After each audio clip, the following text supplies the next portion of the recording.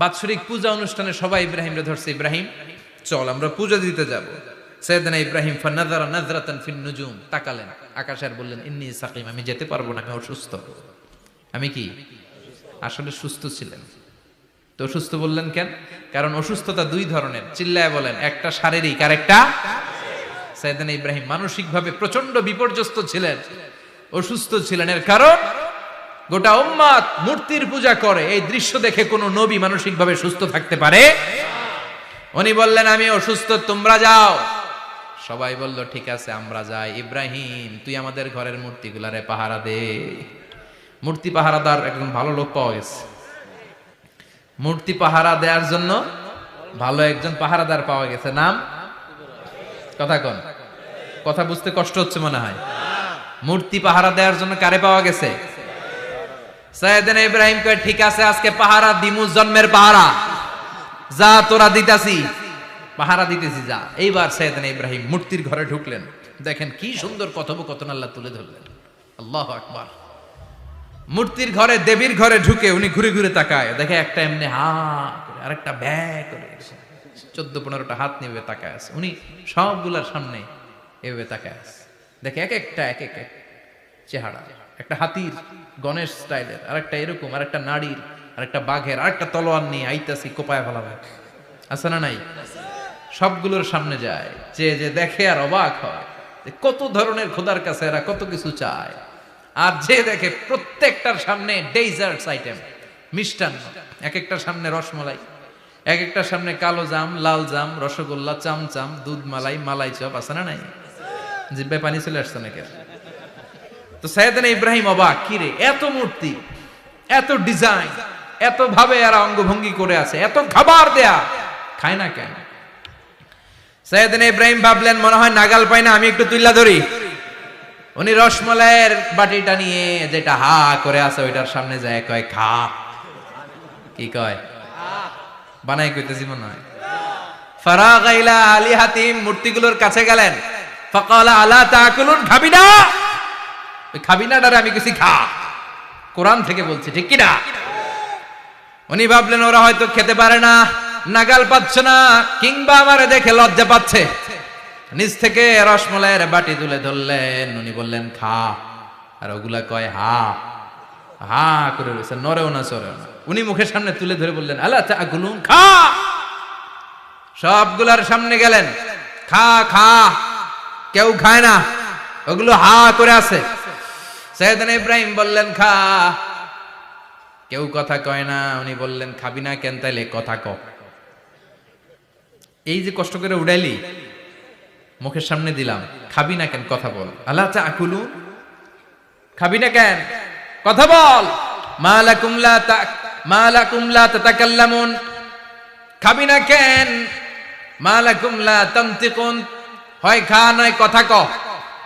বলতেই লাগলেন খা খা, প্রত্যেকটা মূর্তির সামনে গেলেন, খা, ওগুলো করে আছে হা, কোনো কথা কয় না। কয় কেন খাবি না? তাহলে কথা ক।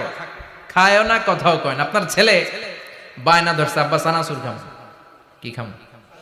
চানাচুর কিনে দিলেন, এই নে চানাচুর। এখন চানাচুর খায় না। কিরে বাপ খাবি না কেন? কথাও কয় না, খায়ও না, কথাও কয় না। এখন বাকি আছে কোনটা?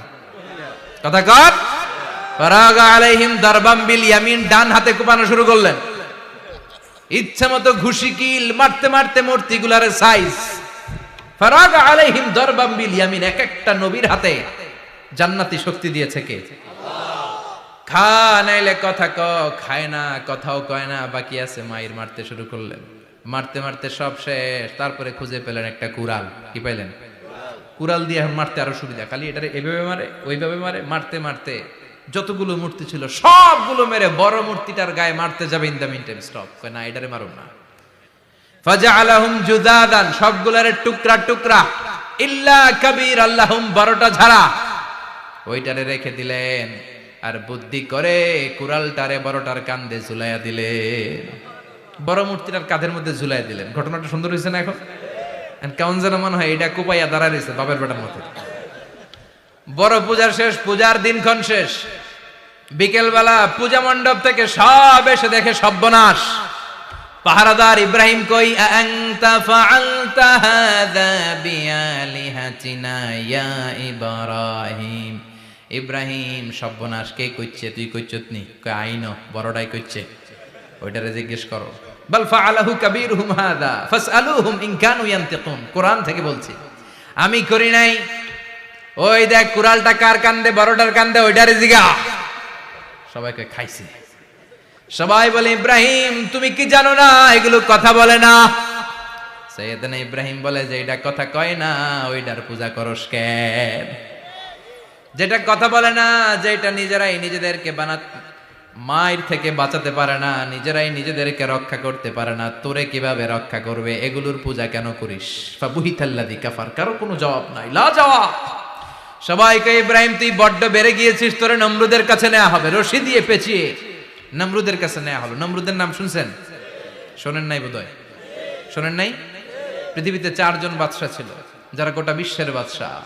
গোটা বিশ্বের 2 জন কাফের, 2 জন মুমিন। মুসলমানের একজন হচ্ছে যুলকারনাইন, আরেকজন হচ্ছে সাইয়েদনা সুলাইমান। কাফেরের একজন হচ্ছে বাখতানাসার, আরেকজন হচ্ছে নমরুদ। এই নমরুদের কাছে নিয়ে যাওয়া হলো রশি দিয়ে বেঁধে। এবার নমরুদের সাথে কি ডায়ালগ মারছে এটা তো আর কোরআনে নাই। কথা কন, এটাও আছে। নমরুদ বলে ইব্রাহিম শুনলাম তুমি নাকি আমাদের খোদাগুলোরে মারছো,